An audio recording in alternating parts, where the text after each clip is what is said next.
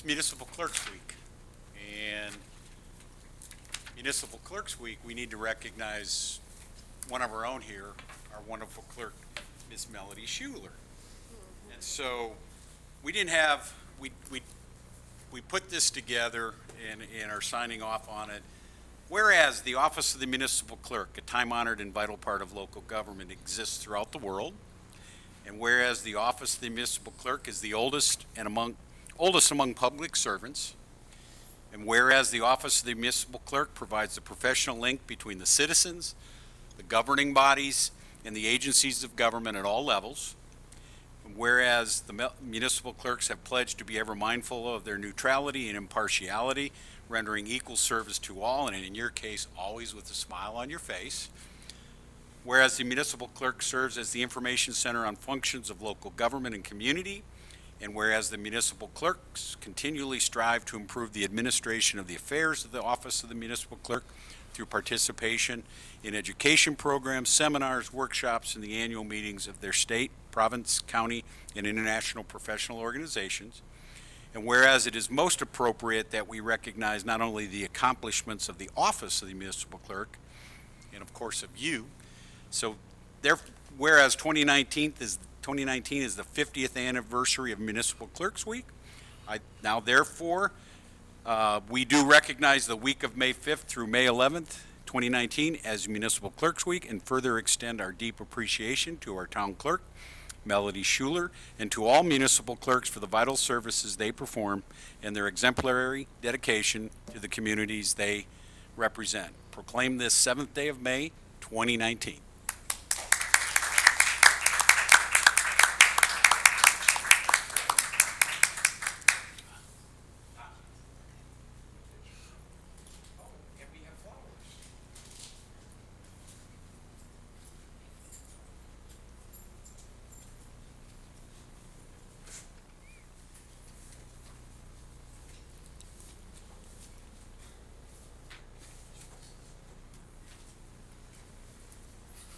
Was on the microphone.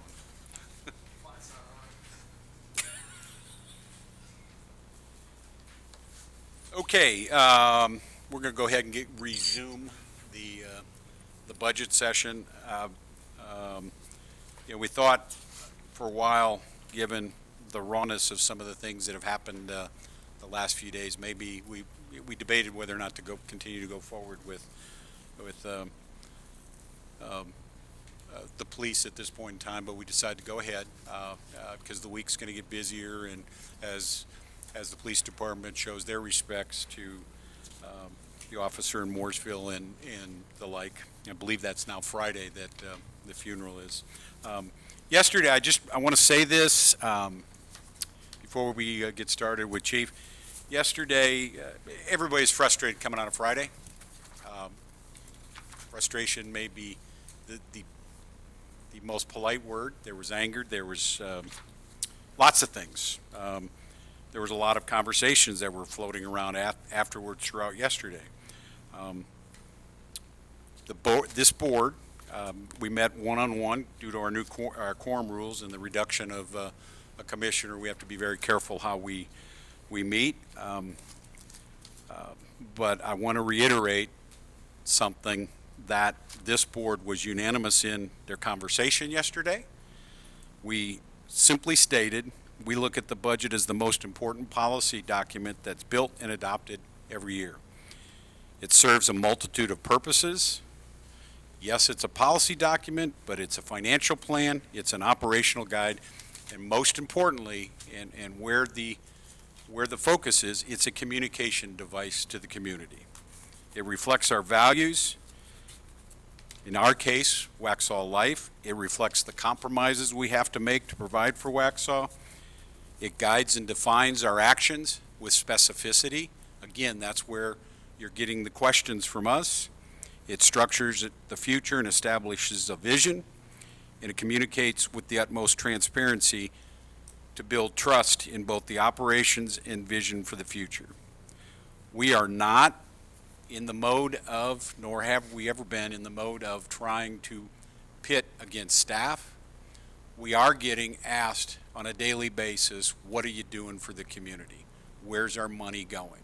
And so if we're pushing and pushing hard, we want to work with you to lay out and help everybody understand the work that's getting done, not the process that's getting executed, but the work that is getting done and why we make the investments that we make. So we have to call them out and talk to them. Were we surprised by some things? Yeah, we'll go through that with Greg at the appropriate time in terms of some things that caught us by surprise. And to us, we hope we get to, by the end of May, budget message that really, and document that really highlights operationally and capital aligned to what we've called Waxhaw Life, the things that you guys have talked about, from the investments we're making in financial with specificity, the town infrastructure, the town services, the public safety. We cannot just communicate money. We cannot communicate just money. That's what you're getting pushback on. People want to see results where their tax dollars are going, and that's really what was happening on Friday. This isn't about anyone winning or losing or picking sides or activisms or a park here or a road there or anything like that. It is truly, we're being pushed from the citizenry on a daily basis about Waxhaw Life, and accountability. We will look at all the departments, and first department we're going to look at just in discussion mode, not necessarily deciding anything right now, because we have to understand it. We haven't had this discussions, so we asked Chief Ice to come and explain a little bit about police. I'm going to say this right up front. As many times as we get compliments about the police, we get more compliments on why do we have so many officers. So this isn't a cast in concrete debate, and all of us share that with Chief. He knows that, as usually it follows right after somebody gets a ticket. Why do you have so many police officers? And I won't mention any names, Don Fisher, but you know, there we have it. But fact of the matter is, we get that noise on both sides. So the genuineness here is to understand from all five of us as to where we are. So without further ado. All right, I'd like to, this was kind of difficult to prepare for without actually knowing the questions and the concerns that you had. So I'm gonna start off with addressing what I feel is the state of the town and the state of the department right now. In 2002, when I came here from Monroe, the population was 2,500 people. We had 8 officers. Fast forward to 2019, we have roughly 20,000 people, 27 officers. Rapid growth is an understatement. We live in a different Waxhaw now. We have drugs, gangs, sovereign citizens. Crime is on an uprise. We have, in the way of the gangs, we've got 3 what we call 1%er biker gangs in our immediate area. Just in Indian Land, we have the Hells Angels, who pass through this town quite frequently. The president of the outlaw biker gang lives here in Waxhaw. They are based out of Monroe. And now the Pagans has recently tried to set up shop with a club here. In the past week alone, we have come in contact with 3 sovereign citizens. And for those of you who don't know who sovereign citizens are, they are anti-government, anti-police. The only ones they answer to is the High Sheriff. They can be very difficult to deal with on the side of the road, from just refusing to give us the documents that we asked for, to being very argumentative, to using violence on officers. And they have been known to tie up officers and their homes and their families in litigation just to harass them. So you have that. Larcenies are up. We're getting a rash of vehicle break-ins in the area, in the neighborhoods. We have commercial theft from the stores here in town. Sexual assaults are on the rise. Fraud is on the rise. I have two detectives that work criminal investigations. They have, on an average, between 65 and 70 cases working at a time, active cases that they're working at a time. That's up from last year from 40 to 45. Narcotics. We have an epidemic of opioids and heroines going through the whole county, not just in town. We are not exempt. The drug guys alone have served more search warrants in the last month than any other agency in the county. Including the county? Including the county. We're talking major search warrants. They have, in the last 8 months, made 167 drug arrests.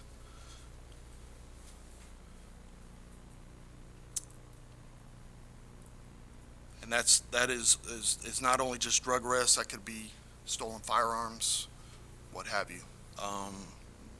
It's all combined in that. So, and when I say the thefts, it's new residential air conditioners, what have you. They're stealing them out of the new homes. I have 4 squads on patrol. On those 4 squads, I have 3 officers on there. You have a sergeant, 2 patrol officers. I have a lieutenant that oversees both squads on one side, works kind of a swing shift, so that he kind of is a go-between between both the squads. However, when a sergeant is out, he drops back and covers the one squad as the supervisor. I don't have a lot of statistics for you because Stephanie's out, but I'm gonna give you a couple of scenarios that have happened just in the last couple weeks. My concern with the uprising crime and the population is having only 3 people on a squad puts us and the citizens at risk. There's been several occasions where all 3 officers have had to take people to jail, and had they not called people in, the town would be left uncovered. The past couple weeks, we had 3 officers respond to a domestic, ended up taking 3 people to jail. The captain and the lieutenant had to be called back and cover the town for the night until they got back from the jail. And while that was all going in, we had a break-in and entering that the captain actually had to respond to and investigate. The other night, we had a scenario where we had kids that were underage drinking, approximately 10 of them. Officers responded out to there. Kids took off. They ended up chasing them down and getting the kids. 5 of them were very uncooperative. They ended up arresting them, and the 5 that were cooperative, they wrote on citation. Whenever we have a chance and it's possible, we try to write on citation because our jail is in Wingate. It's a 30-minute drive to get there, 30-minute drive to get back. On average, the officer's gone at least 2 hours. So in doing that, they try to alleviate that by writing a lot of it on citation, but there's just sometimes where you've got to do that. During the underage drinking incident, call came out for a break-in and entering. For those of you who have lived around here for a while, there's, and I'm going to go ahead and say the name, David Butler, has been known to break into a lot of residents around here, is back in town and was breaking into a residence. The sergeant had to respond to that on his own. Eventually, the zone deputy that was here was able to respond with him, and Mr. Butler had some drugs and paraphernalia on him, and they were dealing with that and working out the break-in and entry. While that was going on, all our officers are tied up. A domestic came out. It wasn't real clear on the facts of the domestic at first. It come across more or less as a medical call more than anything. The the officers couldn't break away right then until CCOM come back and stated that the victim had gotten on the phone and that her boyfriend had choked her out and sexually assaulted her. The officers then broke away and responded to that, ended up charging some people there. Again, everybody was on their way to the jail, and we had to call some people in to cover the town. Having said that, I've instructed them that if that happens, I don't want any less than 2 people in this town at one time with 20,000 people here to cover. So when that happens, we call people in. We'll call them in and use the overtime that's available to us, call them in, have them work the town until we can further wait for the people to get back from the jail and get back to their regular duties. So you can understand the concerns that I have, coupled with the fact that the train tracks go right through the center of this town. When they go through and a hot call goes, even if you got 2 officers, we try the best we can to keep one on either side of the tracks in the event that something happens. But when the train goes through on the occasions that it does, sometimes that can hamper the response time to the calls.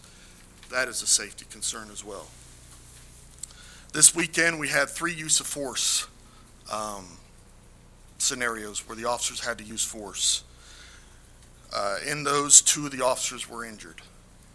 They weren't anything major, but I had one officer that got in a foot chase and ended up hurting his leg on that, and then the other officer had to fight a combative drunk and got bit. So that raises concerns because you don't know with the bloodborne issues that are going on there, what is going to happen there. Having said that, we do have 27 officers here. IACP, the International Association of Chiefs of Police, recommends, now that it's not set in stone, but they do recommend and use it as a guideline that you have 1 officer for every 500. I do not buy into that formula. I think there's a lot that goes into factor that. If that were true, we'd have 40 officers right now. I definitely don't think we need that many officers here. But having said that, we only have 27. I'm asking for 27 and then 2 administrative assistants. I'm asking for the 4 officers and the administrative assistant so that we can add to the patrol squads and give some assistance in other areas. And the administrative assistant, we have 2 of them. Both have different responsibilities, but they share some responsibilities as well. And as you can see, with Stephanie being out for almost 3 weeks now, we've had one administrative assistant being able to kind of do everything all on her own, and it makes it very difficult when that happens. And when Christine is out, Stephanie's got to take care of what she does upstairs and run up and down the stairs to cover the window. Come January 2020, juvenile laws are going to change. 16 juvenile laws. 16 and 17-year-olds will no longer be arrested like an adult. When we arrest them, if we have to arrest them, juvenile petition will be taken out, and or if we have to incarcerate them, we will have to take them to Concord to a juvenile facility. With that comes a lot of paperwork. I can see in the future where we will probably... Are you saying that, the party that you happened upon on Saturday night where the drunken kids were drinking, if they were under technically juvenile, you'd have to take the 5 that you arrested to Concord? Yes. And or just have a juvenile petition. It depends on the severity of the crime. It goes back to like on an arrest, whether they go on citation or we actually lock them up. If they have to be placed in custody, then it cannot be placed in custody with adults in a regular jail. They would have to go to a juvenile facility, and the closest one is Concord. So with that is going to come a lot of paperwork as well. So like I said, I think in the future, we may end up needing a juvenile officer to handle just situations like that.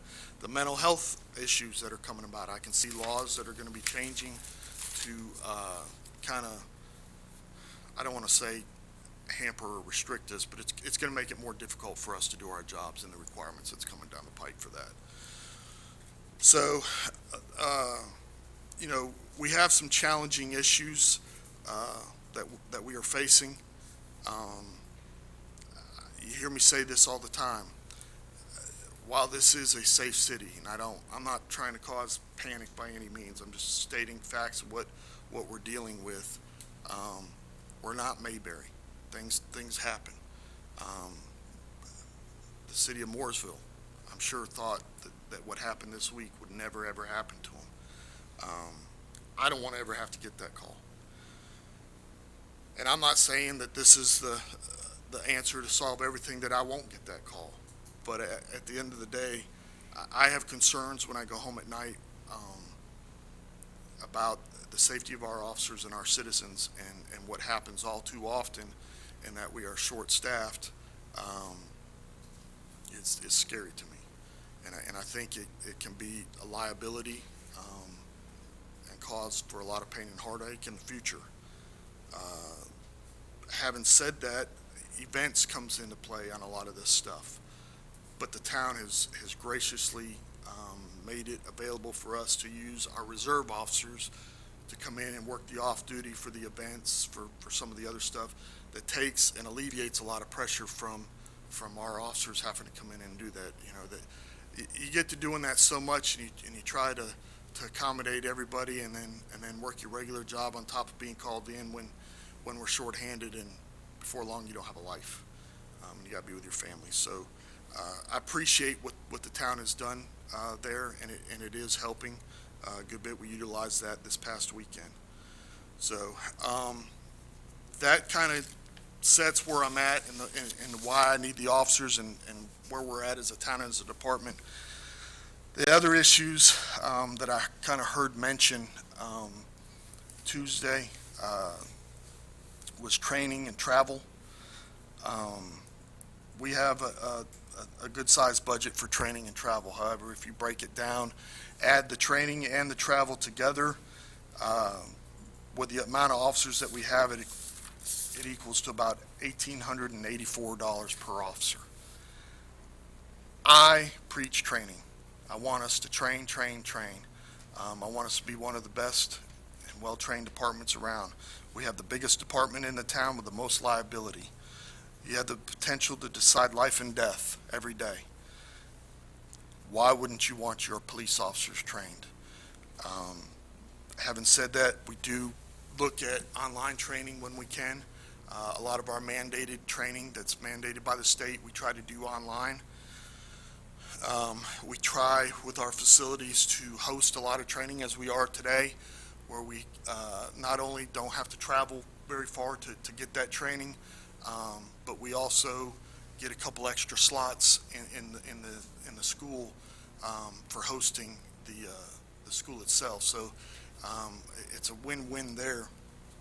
So we're saving costs there,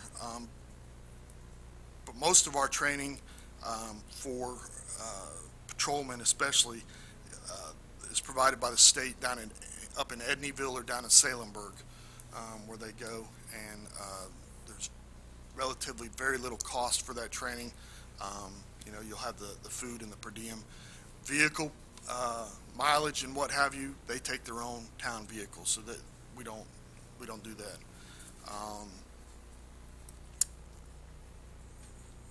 You know, I want my officers to have the schools that they need to do their job.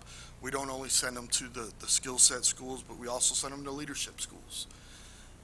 A highly trained, well-educated officer makes for a more professional officer.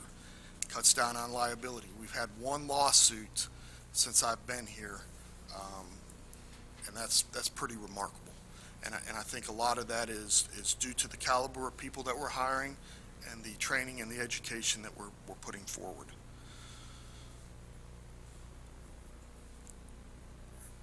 And that is pretty much what I got. If you have any questions, I'll try to answer them the best I can for you.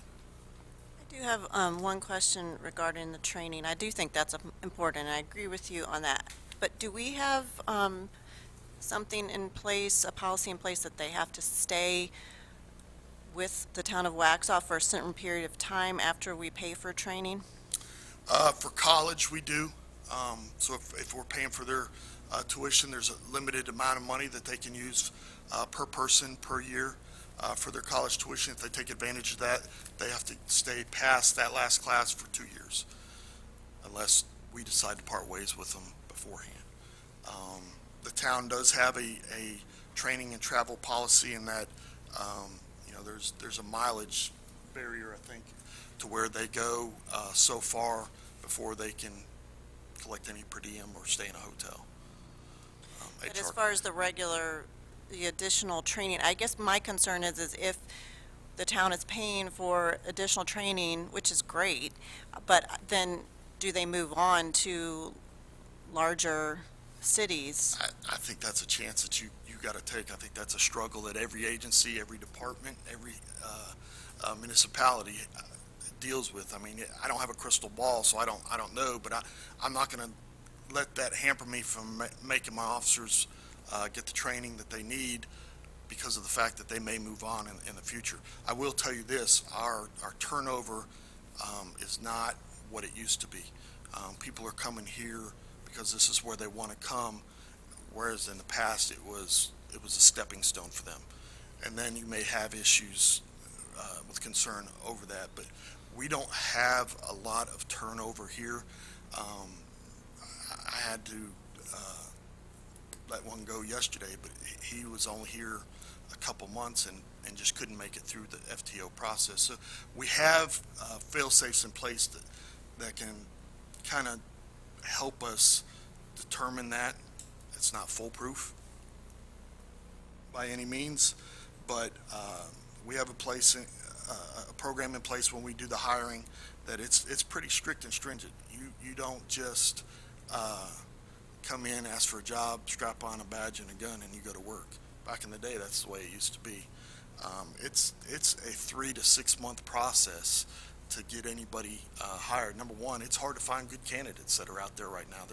With the political climate the way it is, there's not a lot of people that even want to do this job anymore. So finding a good candidate is probably a good bit of the process. When they come in, they meet with the recruiter, they fill out the packet. If they can do that properly, then they come in and they take an aptitude exam that's based on a 10th grade level. And once they score high enough on that, then they go before a panel made up of supervisors, field training officers. We have one civilian on there just to get a civilian perspective of it. And then, so if I have 2 officers or 2 positions open, we may have 10 people that go before the panel. Those people will say, hey, these 4 here will make you good officers. We recommend them. Then I interview them, make the determination of the final cut for the 2 officers, and then I go to Greg and present to him and Wendy what we got, and go through that process. And then once they have gone to rookie school, if they haven't done that, that's another 3 months. And then you're looking at FTO when they get out of rookie school, where they ride with an officer. That's another 3 months. So it can be well over 6 months for us to even have an officer that is even of any use to me, really, where he's out there working on his own and being productive. But I would much rather go through that process and increase my chances of getting good candidates than to just say, hey, if you need a job, come on, and then we're in trouble. I mean, we were there at one point. We had to implement this program, and we've had pretty good success with it since then. The career development plan that goes along with this, that is all part of helping us retain officers and keeping them here. There's not there's not a whole lot I can do. I can't compete with Charlotte. There's not a whole lot I can do with what salaries are in Charlotte and what they're paying officers down there. But there's not a lot of officers that are leaving here to go to agencies that are neighboring us, that are our size.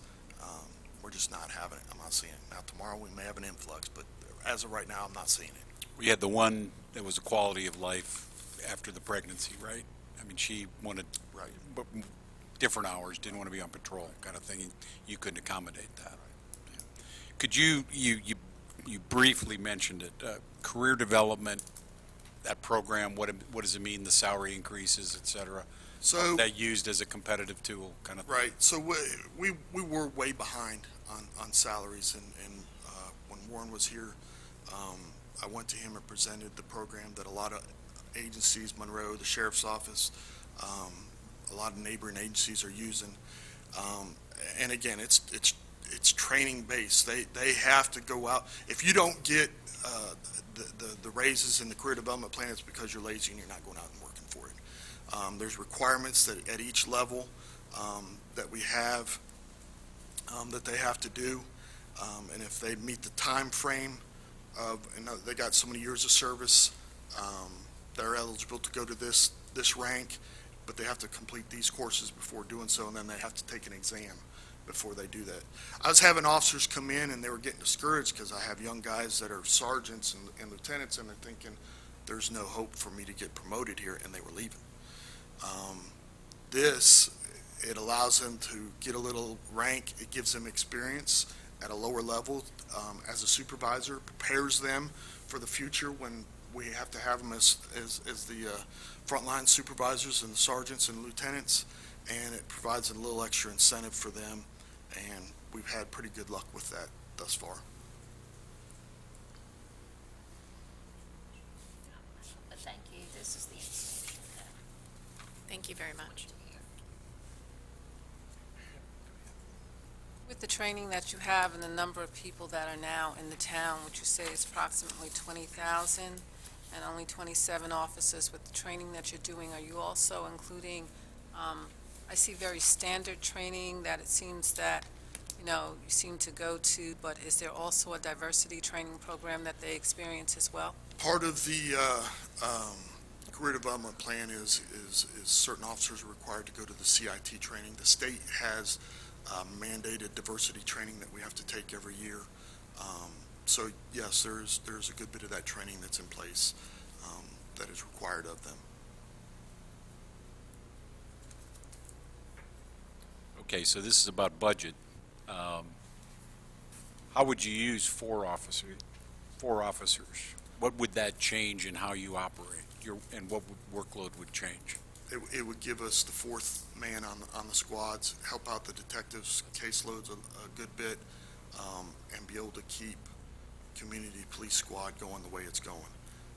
Right now, I mean, we're having to pull them away from some of their duties to do some of the patrol duties, and I don't want to get to the point where we're going more reactive than we are proactive. So that's, in a sense, that's where we would put those four would be on patrol, and then one would help out the detectives and the caseloads that they got going on there.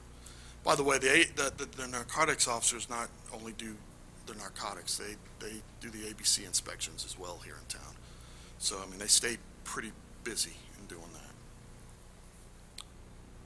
How would you use it, assuming we went with the one as recommended in the budget? What would that do for you It would give me one more on a squad. on a squad? I would go straight You'd to put it patrol. patrol? Patrol's the first line of defense, and that's where we need to really beef up first.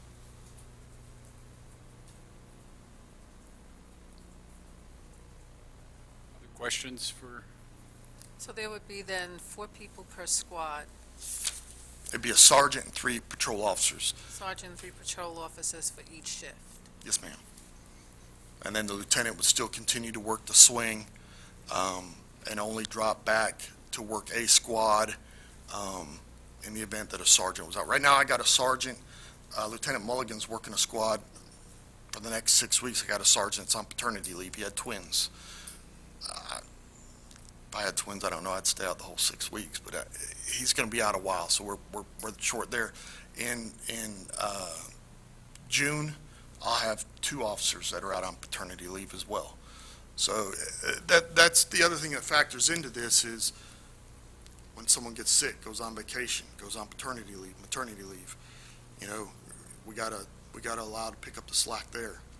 So, So Life 4 officers, Right. 4 officers per squad, so that's 16 officers from 27, and the other officers would be what, detectives who are inside working cases, or? You got, what are the other you got 4 detectives, 2 narcotics, 2 criminal investigators, and then you got the community police unit, and then the K-9 officers. The K-9 officers They kind of share on patrol? Right. In crossover? Mike, as the population grows in Waxhaw, if you had these 4 or 5 extra employees, how long would that be sufficient? Can you gauge that? I mean, say if there's 5,000 more people, would that be sufficient, the 5? The same reason why I don't subscribe to the IACP's figures, there's a lot that plays into that. I mean, we could have 5,000 more people, and our crime volume doesn't go up hardly at all. And again, it could go up. So, I mean, there's a lot that plays into that. I'm not trying to build an empire by any means. I'm trying to do what y'all want me to do and patrol this town and keep it the safest that we can. I really don't want to give you an answer to that because I don't have a crystal ball. I don't know where we're going to be in the future. We could go a couple years where I say, Greg, I don't need anybody right now. But we could go and get back, and I can say I need more. Right now, I'm worried about the here and now. It would be nice, and I know you don't have it, I know Stephanie just is back today for the first time. She's going to be here 2 days a week for the next 3 weeks, and then she should be back full time. I went back yesterday and today looking at past budgets. It's hard to tell. I know I went back to 13 and you had 26 employees. Really wasn't stated in there, who's exactly doing what full-time, et cetera. And I believe right now you're sitting at 29, well, 28, because 29 head count, 28 officers as you 27 officers and 2 administrators. administrators, okay. So it'd be interesting to see if you could bring back to us how the police have changed since 13 to now, how the population has changed and how the workload has changed, because I have a sneaking suspicion that things have changed rather dramatically in those 6 years. Like and I just said, kind I of mean, see it. last year the detectives, their average caseload was 40 to 45. This year, it's 60 to 70. Yeah. So, It'd just I be mean, nice to see if she can pull that, Yeah. just kind of show, at a high level, because on one hand, you could almost argue, hey, we haven't done much. On the other hand, I'm guessing that the mix of officers changed and things like that, but I don't know that, and I want to do it thoughtfully as a board, Yeah. you know. And in doing this, we are very involved in the community. With the Citizens Police Academy, the Crime Watch programs, the guys teaching DARE. I mean, we are trying to be in the mode where we're out there building relationships in the community because, the citizens, I said before, are the police and the police are the citizens. We got to have each other to be able to do this job. We're pretty active and we try to get that message out there that that's what we're doing. But I can definitely get those stats up there to you. Thank you. Other questions, thoughts? Great PowerPoint. Thank you. Anyway, all right, well, thank you. What else do we want to discuss today? I know we didn't know how long Chief would take, and we were in react mode from Friday, so what else and what would we like to put forward on Thursday? I'd still like to hear from communications. Yeah. I'm sorry, hang on, one at a time. Today? Okay. Can we take a 5-minute break? Huh? Can we take a 5-minute break? Yeah, why don't we take 5 minutes and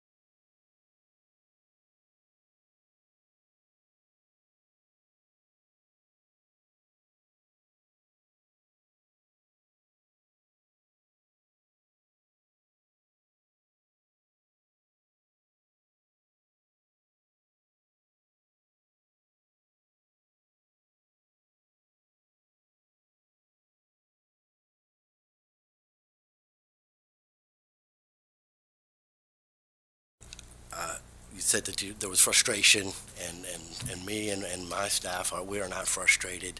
Good. We're happy to be here, and we're all here to do the job that we know the town deserves and are enjoying that. So we want to partner with you guys to get you everything you need so we can all kind of join up and collaborate and move this town forward. So with that said, I'll open the floor to questions. Who wants to start? I got one to throw out. All right, Can go you ahead. talk to me about the road repaving program? Okay. How that works? Sure. At this point, resurfacing has been one of the things that kind of took a back seat to everything else that's been going on in the division. Trying to keep planning, operating at least the levels the administrative has required. But it is clear that we're going to jump on Kensington, and we're going to do that before the end of the fiscal year. That will get pulled out separately, and we'll throw it. That won't have to go through an open bid process. We will get right to that one, and then come around probably as the summer builds on with the formal program to handle all the other streets, because that street is particularly an item of disrepair, and it handles much more traffic than anything else we deal with. But how do you go about, just a summary of how you go about, again, the pattern of which roads are getting done next, which Right. So yeah, right. prioritization? Everything outside of Kensington, I'll say, it follows the pavement management system, and so we're just going that from 1 to 99 in terms of what condition the report said it is. Then we go out and we're in a transition period where we're trying to make sure we're putting the right amount of money and the right repairs to do the role of the street. And it's difficult, but there are new technologies coming out that we're trying to embrace, where we're not overdoing it, because that's the way we know it's going to get fixed. There's kind of a lot of gray areas. You can spend a lot of money on different techniques and not come up with really what serves the road. We don't get a lot of traffic. We don't get a lot of heavy loadings on these streets, and so they perform fine for their purpose. They don't look great. If they drive good, then we're kind of going to give them less attention. If they don't drive good, we're going to give them more attention. But we want to be fair across every street, that we're not picking and choosing. We want to have good, defensible solutions. And right now, there's a lot of time being spent in research. Town of Matthews does a lot of something called rejuvenation, where they just coat the street, and it helps bring that the lifespan. It gets expanded, but it doesn't cost a lot of money. We're finding that some of the newer streets that we've taken over are performing worse than streets that have been on the ground for 30 years, and that's a problem. To try and find the right fit for how we're spending the money and what we're going to get back out of it. So that's why it's taken some time. We brought on Kevin, another new staff engineer, and that's been his job since day one, is help us sort out where the happy medium is between just enough and not too much. Because if you only pave a street, you're taking up the structure that we already paid to put down. But some of these roads, when they were built before we had any standards, they don't have enough to mill up. You get back down to the subgrade very quick, and then you got to throw a lot of money just to get any surface down, because you're going deeper instead of just dealing with that top layer. So that's been something that we've been struggling with. Full depth reclamation is kind of a new trend, where you tear up the asphalt and the subgrade, you throw some concrete in, you mix it up, and you get a great brand new road. It costs almost as much as some of the repair techniques as we're looking at. So we're kind of like either or, and then is it still at the end of the day worth it to do that? Throw a couple $100,000 on a single subdivision street. Those are difficult questions, and we want to have good answers, so that we know if we've only got so much money each year, how can we make sure it's going to get us the best value and long term, and not just overdo one road because we know it was done right. And those are not easy questions for any locality, and certainly with the amount of mileage we have and the age, and we're taking very deliberate steps. And just for the audience at home mostly, how much are you spending, are we budgeting each year for resurfacing, and how are we handling the pothole situation? Okay, so for this year, we're going to spend about $100,000 just on the pothole repairs, the real emergency kind of things that have to get addressed, and then the remainder, probably about $350,000 on resurfacing and preventative maintenance. Going forward, we're really understanding that we probably don't have any more than $350 any given year to do that and be sustainable. So that's kind of our target we're going to settle into once we kind of get some of these under our belt. And we learned last year when we opened up some of these roads doing the traditional mill and pave that what we find under there is can be surprising. Even if there's not deflection, we found a lot of really wet subgrade, which should not have been the case for roads that are on the ground for so long. So we're doing more intensive kind of coring, or taking samples of these proposed streets before we really decide what it is we're going to do. And so that adds another layer of time in order to contract that work, get the results back, and then apply it back to the program. But I think with the patience we're taking on the front end, it's going to pay dividends in the long run. Thank you. In addition to what we already know, the streets, as far as new projects for 2020, is that what you're talking about, where you're going in and investigating and looking at streets you haven't looked at before that may be on the list for 2020? When you new projects, are you talking about intersection improvements, or as far as new projects, Anything resurfacing? 2020 that you're looking that we don't already know. You know, Okay, that yeah, the is coming. 2020 list as far as resurfacing is not up yet. We've expanded the 2019 list, and because we think we've found savings where we can kind of use the new technology to bridge the gap and get more value, more miles per dollar. But specifically, we haven't gone into 2020 because the list is the list. It doesn't necessarily change that much. When we talk about the subdivision streets, they kind of all fail at the same rate. Kensington is different because of the amount of traffic, and so we kind of hold that one separately. But yeah, to your point, I think to your question, for resurfacing, we haven't gone further down that list, but it's easy to do.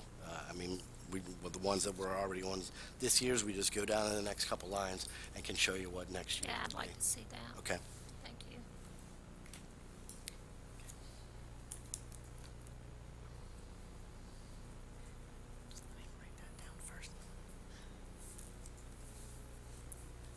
I think what I'm wanting is your expert opinion of what is top priority, what should be done first, and then the other thing would be which projects are ready to go.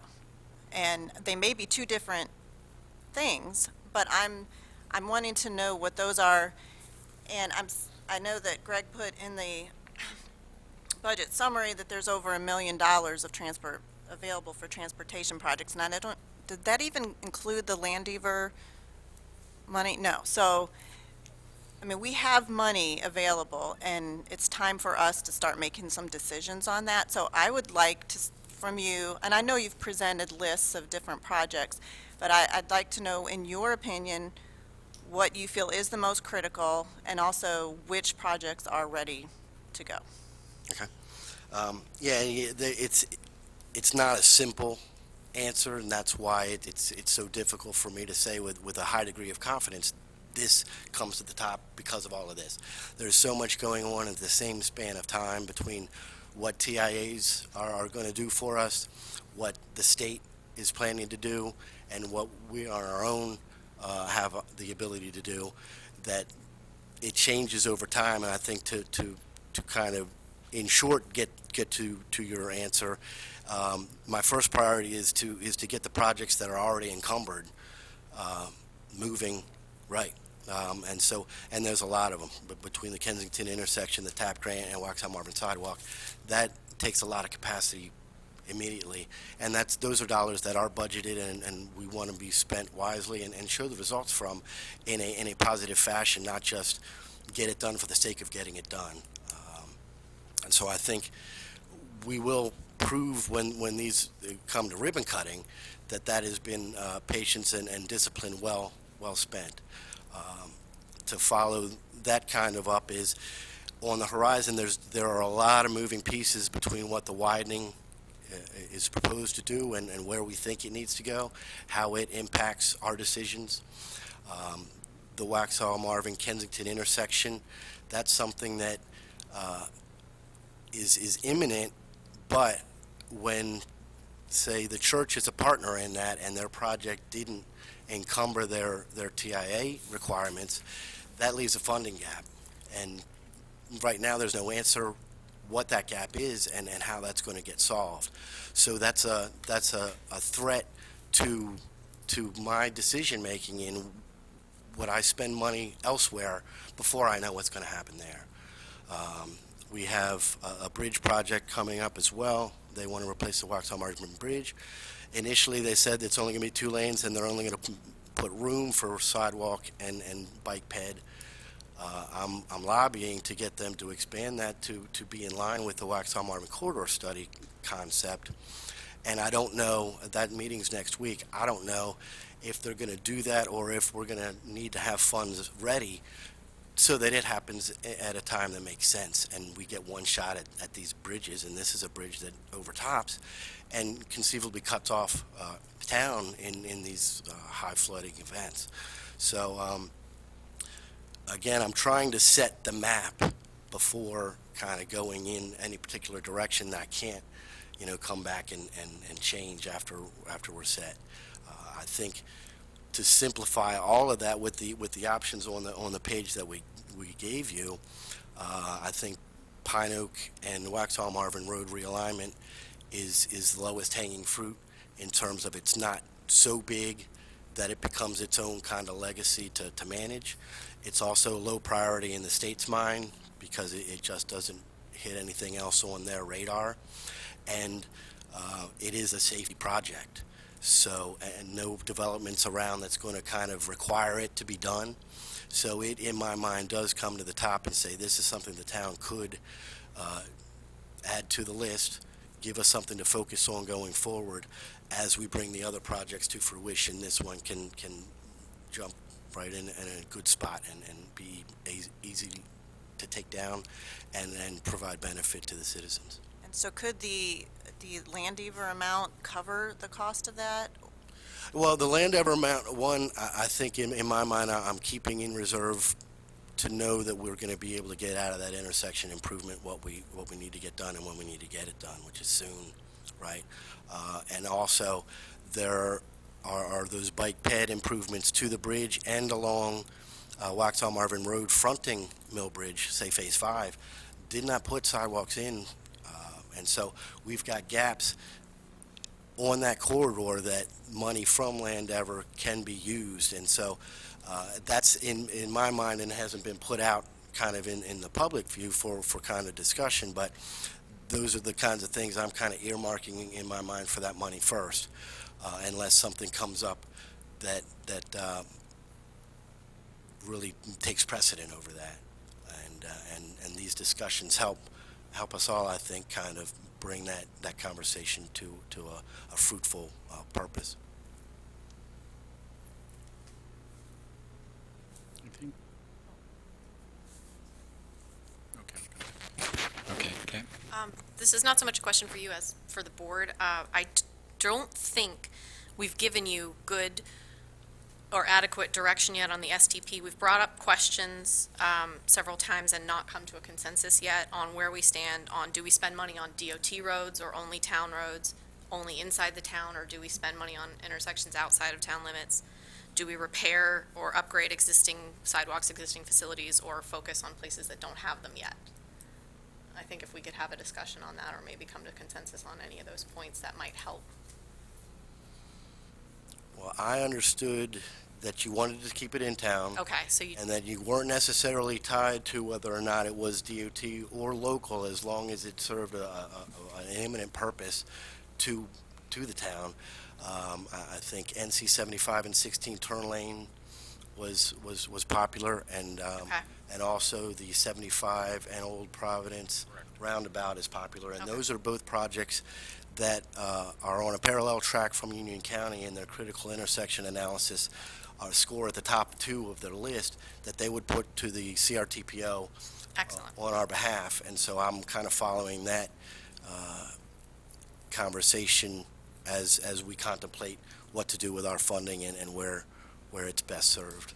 Well, then I apologize. We gave you all the direction we needed. Sure. The only other, I was just gonna say, the only other project that I still would like to learn more on is, as Providence is gonna be widened and there's gonna be this great pedestrian walkway and along Providence, there's roads that connect to Providence that don't have sidewalks on it for people to actually get to those sidewalks. So I would like to see about, I don't know, Pine Oak, Cuthbertson.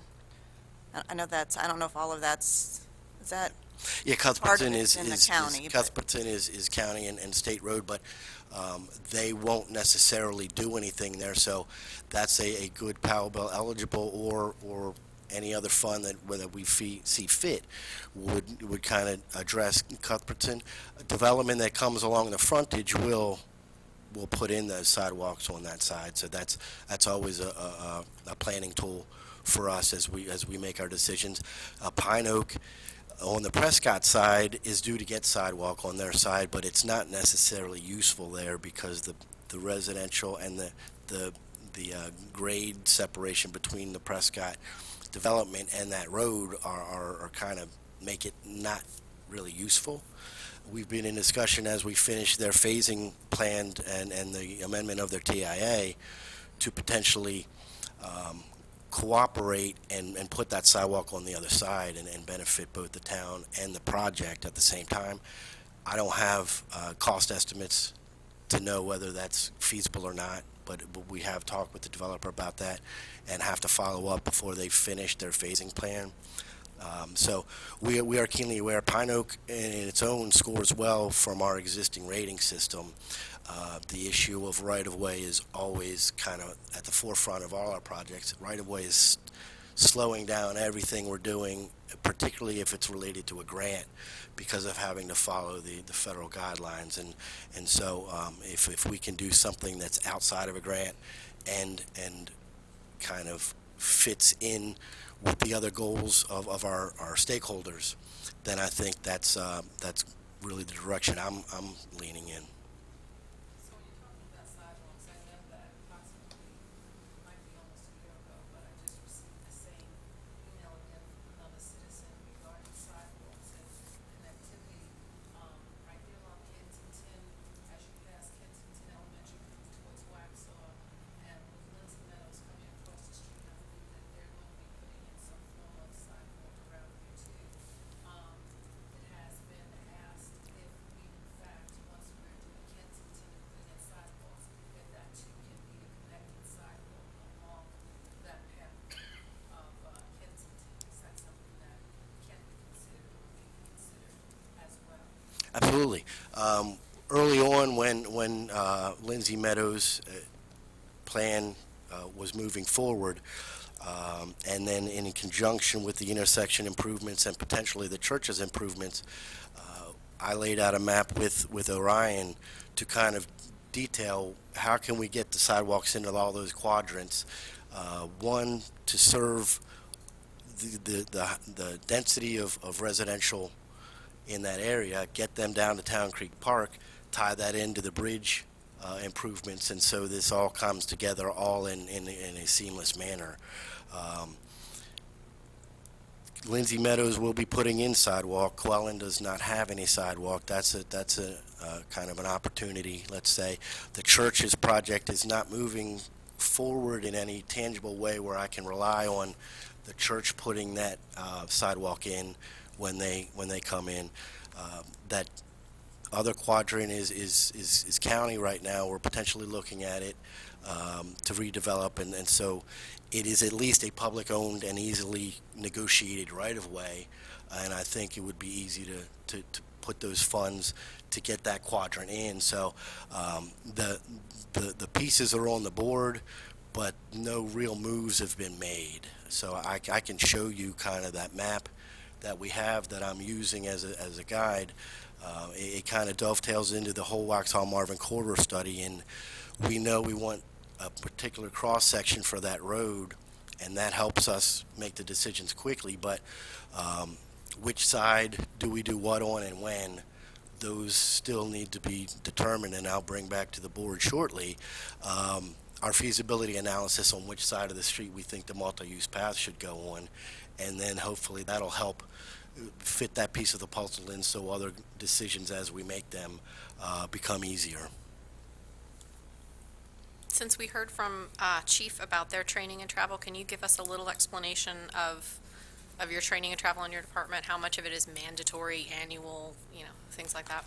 Yeah, everything that I approve is mandatory Okay. in my mind. I have a different kind of maybe issue and philosophy than the police.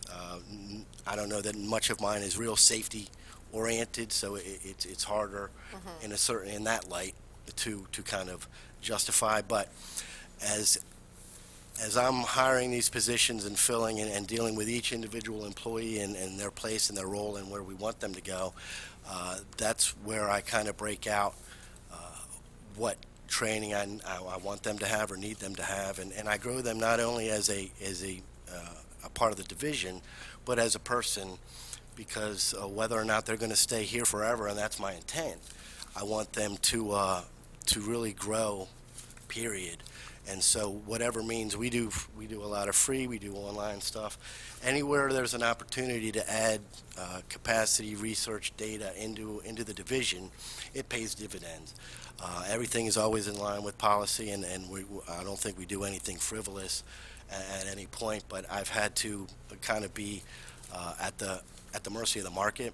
And so we've made a lot of decisions to hire people that I think are quality people, that then I will give them the tools to become quality, employees in their role. And so decisions made to bring Madison in, he had an MPA, but not a lot of on-the-job planning. Well, he's getting that one way or the other, and that's, those are the kinds of things that we've kind of are agreeing to encumber, to have a solid foundation, and then build on that. Max Shang is got good GIS, but very basic. We're going to give him a lot of better GIS because we've already seen dividends, and I think it's really going to build the role. The value of that program far outweighs anybody's ability to really get in there and do much, but we want to make sure we're not missing opportunities by not giving that training. And so it really depends on each employee. They're tailored. I don't just send everybody to anything for the sake of doing it. It's what are we doing and why are we doing it and when do we need to do it. Thank you. So I'm trying to figure out how to ask this. So penalty-free. If you, what can't you get to because you're just limited staff-wise or funding-wise for roads, et cetera? Well, I think And again, I'm asking it from a standpoint of people get frustrated with congestion or walkability, et cetera. They'd like to see more. So I'm not saying you're not getting to stuff as much as what are your inhibitors if we could eliminate some and to allow you to get more done? I think in the short term, because there's been a definite lag in my ability to do long-range planning, because I'm on the ground doing just administrative. I've had to micromanage to a certain degree just because we don't have a lot of institutional knowledge on staff. And so trying to get away from that, I think something that's in my mind is to maybe engage our traffic consultant in creating a long-range CTP, STP plan that helps us kind of, there's a lot of information that needs to get put on the map, so to speak, put on the plate, so then we can see what do we want to take apart and really focus on the future. My mind's kind of all over the place recently, and adding Jeff in has been a culmination of many months of kind of patience and doing what needs to be done in order to get to where we know we want to go. And so I believe he's really going to pay dividends. But again, he's day 4 or 5, so it's going to take a little bit more discipline and patience. But that is something, maybe engaging to have the consultant really get what's in my head out on paper, get us all something that we can point to that has all the information real time that I've just not been able to really do. Organizationally, I've got to take a step back and really put my piles into place and where they go, and what's planning can now kind of slowly go away, and then I can build engineering back up the way I want it to be, and not just how we've had to manage. What would that take? Probably just an agreement that, one, finding out the scope of what that would look like and the cost, and then bringing it forward to agree to.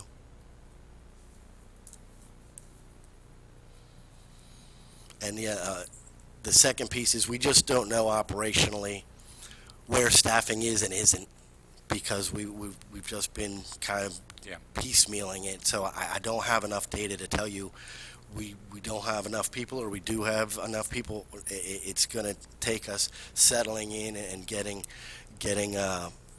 some real actual functioning with staff, and not just interim, to get a feel for workloads and what we can take down. I think that'll be a longer conversation, because I only just came off probation from the director position. Orion's been here for 6 months. Everybody else is under that, and it's just difficult to really say with any certainty. I know what's working is building inspections. We're rocking 40 houses and the apartments every month, and no hiccups, and that's kind of a minor miracle, and a dedication to the staff. They know what's up, and they're getting it done. That's less tangible in planning and engineering, but we're going in the right direction, and we're getting our feet under us, and that's, again, I can look at all of our team and be proud that these are the people that want to be here doing this work, and that I can work with. Given the future of Powell bill, and we're going to level off at 350, 360, whatever it is, do you think that will be adequate, or will we start to have to look for additional funds to cover what needs to be done? You know the roads better than we do. Yeah. Is that something we need to start thinking about? There's a difference between, I'd say, the functionality and maybe the perception in some regards. The subdivision streets, you can get to your driveway and you can get to the main road, and your car doesn't fall into anything. In my book, that's a win.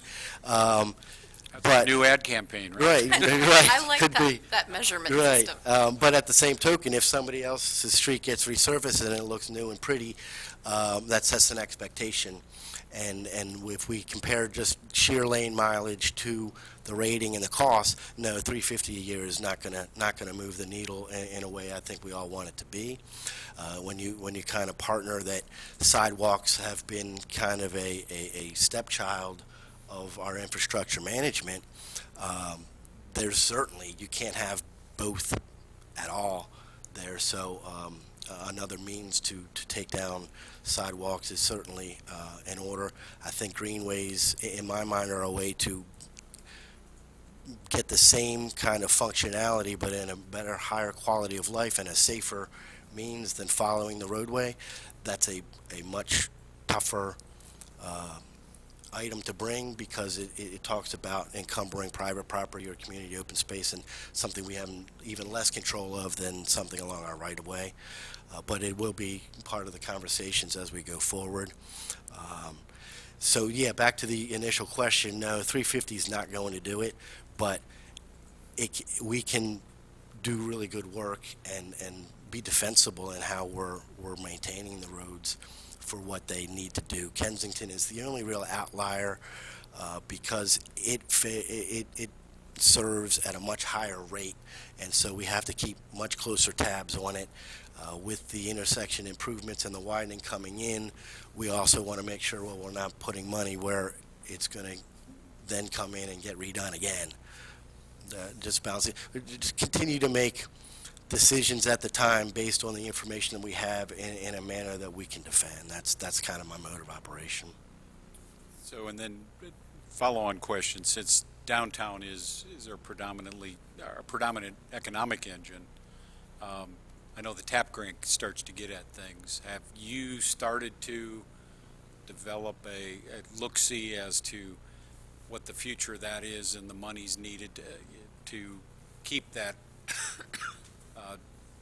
that economic engine going? You know,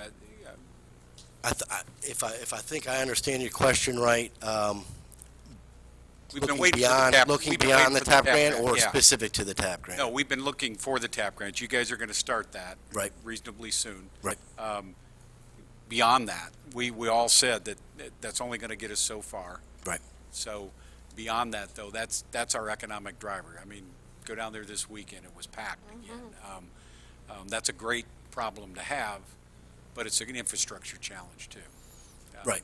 And so I think, in my mind, separate from kind of the ULI process, parking becomes my first kind of target, because when the NC 1675 turn lane, if that becomes a real project, I think what that's going to show is a lot of that parking is going to go away in favor of moving the traffic, which we know we need to do if we don't have a bypass solution on a radar funded.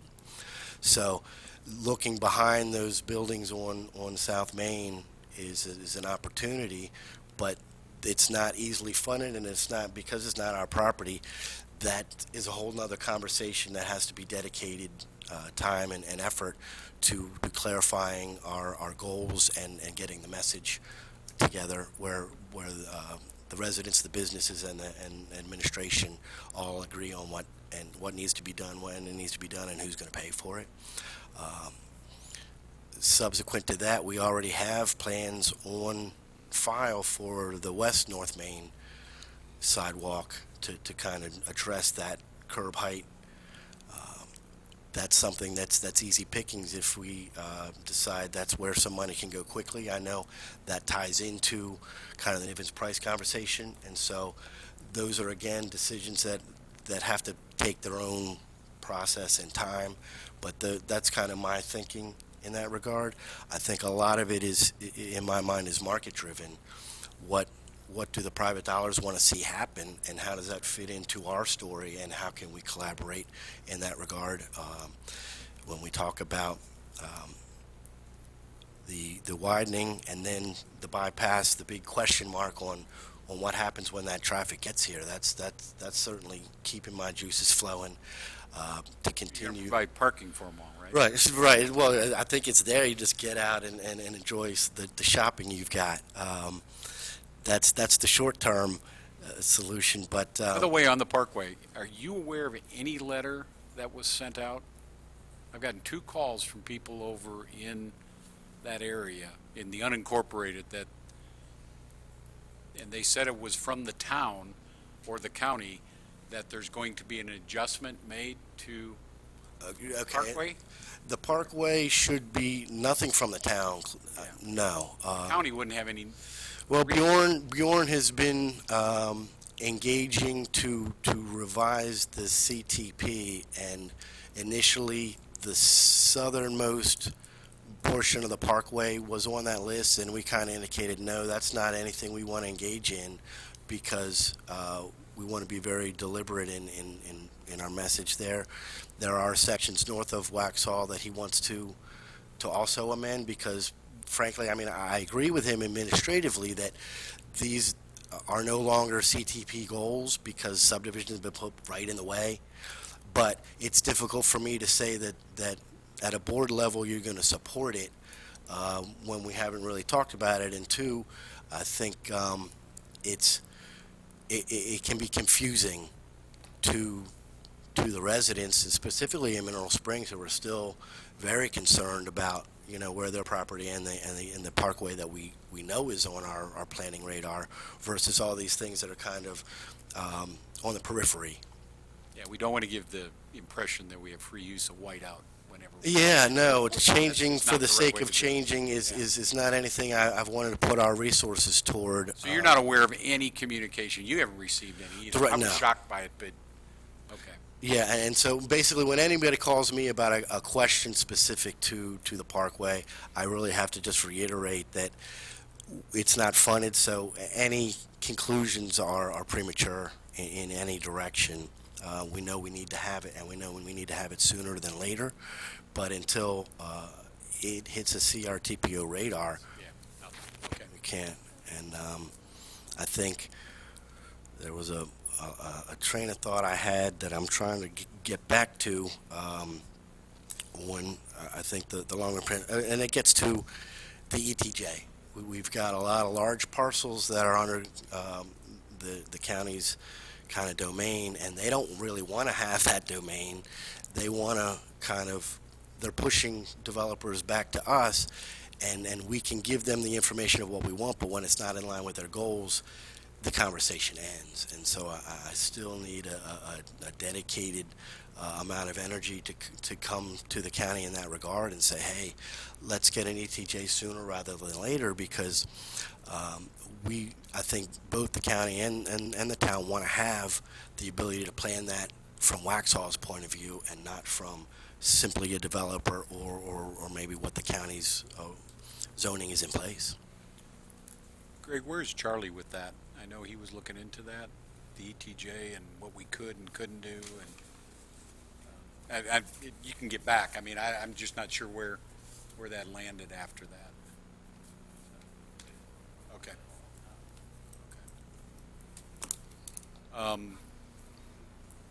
Additionally, downtown, not necessarily a budget item, but since you're updating us, when the apartment comes to fruition, there's a lot of little, not so little to them, but a lot of little nuances to transportation, roads downtown. What's their current schedule? And a lot of people are waiting. You know, church is pretty much a crapshoot when you go up and down there on any given day, and you know, sometimes you look down and you big hole there, and you know, all that stuff. Where are we timeline with them?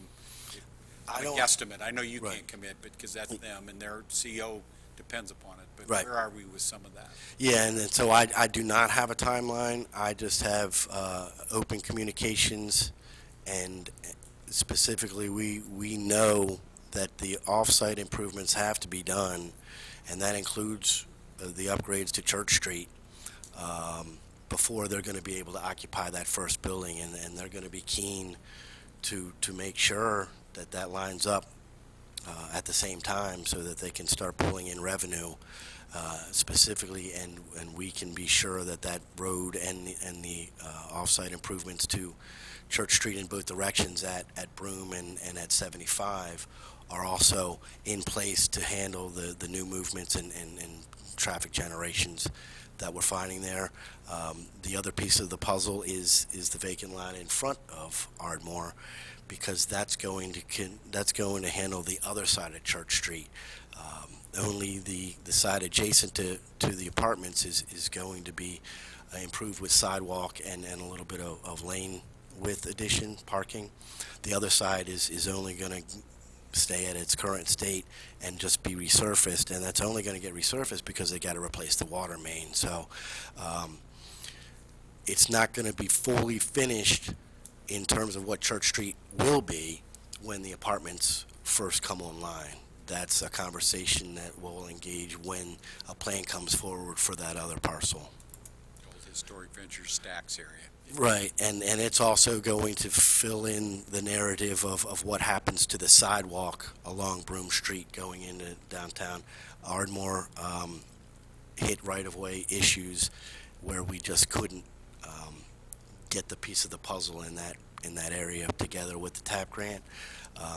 We're going to continue to kind of stay on that because we know what our goals are for pedestrians, and in that area, it's to be able to serve them directly from the apartments all the way through downtown in a manner that's safe and still allows for traffic to function there. Can I throw out a question? Just, it's not really a budget question, it's just a question for you. This weekend, with all the crowds that were in town, I sat on one of the benches at the Millview Shops and watched countless families playing Frogger as they ran from Emmett's across to the mill shops. And I mean, I watched one little child almost get hit by a car. Is there some plan we can look at in the future to try, they were trying to get to the sidewalk, which is on the other side of the road, because the sidewalk on that side ends at the footbridge. And I mean, it was just terrifying watching these citizens running across that road as people come zipping around that corner. Right. I just worry about the safety of that. Right, and so I think if we knew then what we knew now in terms of how long it would have taken the TAP grant to get us any kind of relief for the sidewalk and for the ped crossing, I think we would have gone ahead and done that sidewalk and even the ped crossing outside of the grant. Now it's kind of,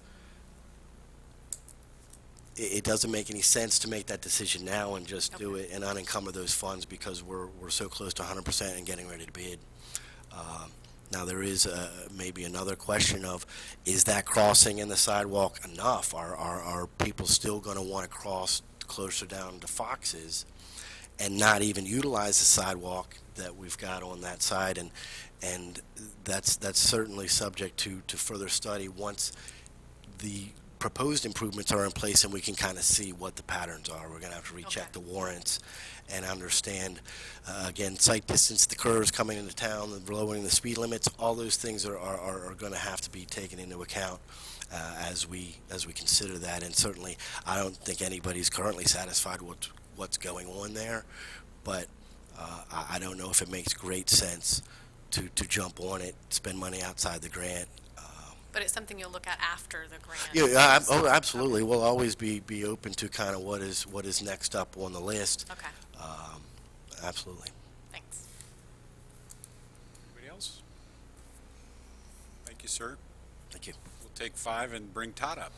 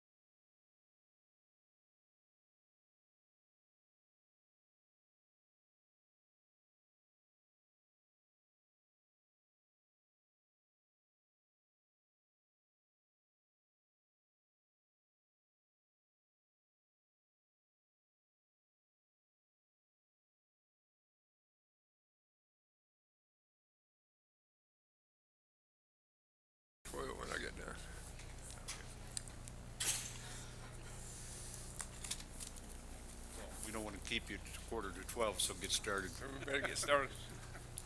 My name's Todd. Everybody knows I'm Public Service Director. I've been here 17 years. I got 8 people up under me. Tony's been here 17, Matt 15, Marion 16, Ryan 15, Daniel 6, Sonny getting ready to do 5, and Bradley 2. We got a small group. We take care of a lot of stuff. We take care of all the street maintenance, downtown, sidewalk repairs. Marion's in charge of the trash service, street lights. We do mechanic. We have one mechanic that takes care of all the town equipment, police cars, chainsaws, lawnmowers, tractors, backhoe, everything.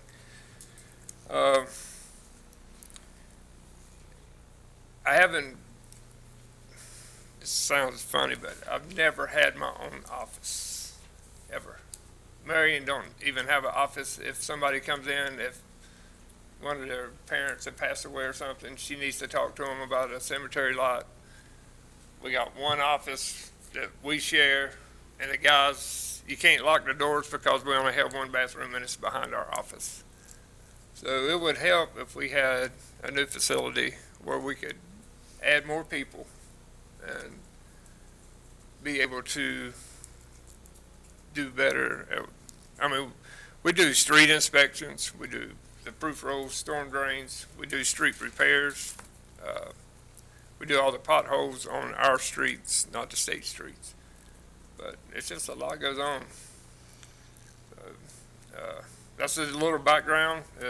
I'm here to answer questions, whatever y'all have questions on. I know y'all have talked about training a lot. One thing I keep thinking about on training is one day I was in a class, and it was at State University. I went up one night, had the class the next day. It cost $125 for the class. And I was sitting there listening to the teachers talk about stormwater repairs.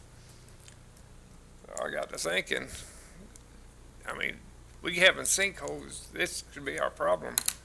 So we come back and we take a Go camera and put it on the RC car and put it in a storm drain. And Tony's driving it, walking down the road because we couldn't get too far. Then we get it out and we play the video where we see a hole in a pipe, which whenever you get a hole, it's like a vacuum. When the water fills up, it starts sucking the dirt out, which breaks the stone and everything else. And then you get the cracks in the road and the subgrade goes bad and all. So we bought a camera and started inspecting on the new streets that we're taking over. And just roughly since 2015, we've had over 550 repairs at close to $1.4 million that the developers are doing and the town's not having to pay for it. So that's helping us with our streets. It's helping us, we're getting better streets and all. So training, I mean, it's really important. We do chainsaw training, lawnmower training, backhoe training, forklift training. We have to be certified to direct traffic on the road by the state. And knock on wood, I've not had an accident in 17 years. So I'm real proud of that. But for us to be in that little hole back there, and I mean, we got mechanic shop and everything running out of 2 acres of land. It's getting rough. So I'm here to answer any questions. I have a question. You said that a new facility would allow you to add more people. How many more people? Say if you had that facility today, how many more people do you need? It would probably be good to have a couple. Like Chief and everybody was saying, when they go on vacation, I'm shorthanded. Or if 2 guys wanted to like go, our guys we're kind of like a big family. And sometimes they like to go turkey hunting together or fishing together. So I can try to let 2 off on a Friday or something. But it kind of hurts the other people. I mean, we stay caught up, but it's rough sometimes. We have the space issue more than anything else, yeah, and functionality. One of the things you didn't mention, but you do it, and it's a service that many residents really take for granted, but respect, the leaf vacuuming. Yeah. Can you talk about it, the value it provides, the problems it avoids, and then where, how's the compost facility progressing and that investment, et cetera? Well, one thing with leaf vacuuming and yard waste, if we didn't offer that, in the state of North Carolina, you can burn in your backyard. But since we offer leaf pickup, limb pickup, and all that, you can't have an open fire. You can't burn your leaves. So that saves a lot of smoke. It also saves the leaves from going into the storm drain where people just blow them. I mean, a lot of people will take them out just to the road and just forget about them, even after we done picking up. So it keeps it out of the storm drains, which that goes into your creeks and everything. But the compost facility we got now, we were dumping it at Jackson Stations, which we didn't own the land, and it wasn't illegal dumping because we had permission from Charlie. But then he said that it was time for us to, try to find our own place because they were getting ready to develop. So that's when we ended up with the land out there. And we keep the leaves in rows, so that out there will probably last the town forever. I don't doubt we'll ever outgrow it as far as putting leaves on it. Because you could take a row of leaves probably from here to the doctor's office, 12 foot tall, 15 foot wide, and in 4 months it's down to just a pile of dirt. And are we repurposing the dirt? Yeah, we use it downtown. Brenda probably noticed in front of her house on the greens, we never used to have dirt there or have grass, and we've been using that dirt, and now I mean, it helps everything grow so good. And we give it to the citizens if they come out, they want some, they're able to get it. So, we thought about a couple of years when we get the other 2 roads flipped over and it becomes dirt, that we thought about maybe bagging it, selling it $2 a bag or something. So, but I was going to have to talk to Greg about it and the board, of course. But I don't ever see us outgrowing that leaf composting. Let's get questions for. To get back to the paving and all, we do have a plan about paving, but if you take Lawson, Millbridge, Anklin Forest, Barrington, Inverness, all the new developments, they're getting blacktop now, some of them, but the developers paying for it. The citizen thinks the town's doing it, but we're not. It's the developers. But they have to repair the storm drains, and then they have to repair the sidewalks and the curb, and then cut out the patch and fix it, and then overlay the whole road. So it looks like the town's doing it, but it's the developers are doing it. And you take, like, they were talking about the reclaiming. Whenever you reclaim a road, you can add it 35 to 45 years. They got some in South Carolina that they reclaimed back in 1995 that look nothing wrong with them right now still. So it helped. It costs a little more sometimes it don't. It's according, how bad bad. So. Same question that we put towards Matt, or I put towards Matt, penalty free. What aren't we getting to? If you had unlimited funds, what aren't we getting to that you think we're missing? Besides the building, I mean. Yeah. Besides the building. Well. Or is it just manpower as you? Manpower, and I think in the future we don't have to put more money towards the roads because you got places like Hillcrest, Washington Street, all the back streets that really were never built to standard because there was no standard back in the 50s. So as far as what we have now. We got curb and gutter and all that, so it's gonna take more money to get those up, and it might even be where you had to do a stormwater fee to help pay for it. But, I mean, you take the city of Charlotte, I was at a meeting the other week, and they spend $14 million a year, not counting the foul fund, just to keep it, which, that's Charlotte, they big. And the city of Monroe spends like 2.1 million, not counting the foul fund, so.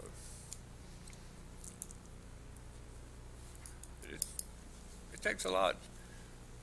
You can open up something, and the next thing you know, you got another problem, and then you got another problem when you try to fix that one. Just like Church Street down here, they were putting in a water line, and we found some separated storm drains that was put in 50 years ago, and they knew it was separated, so they put a speed hump on top of it to cover up the hole.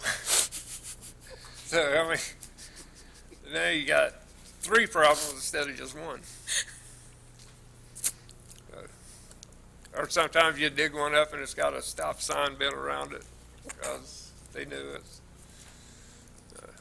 But that's why we do the pipe patch now. One day I'd like to have, maybe it's time to show y'all how we repair a pipe and stuff and what it involves.